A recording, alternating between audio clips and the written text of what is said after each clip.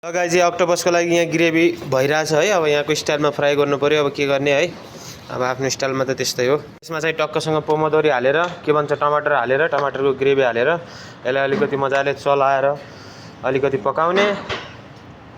Guys यो अब octopus चाहिँ टक्कसँग यसमा सर्लक्क पारेर हाल्ने। यसरी लुङ्गो लुङ्गो टक्कसँग यस्तै तरिकामा पाक्दो रहेछ यतातिर है। यसरी हाल्ने।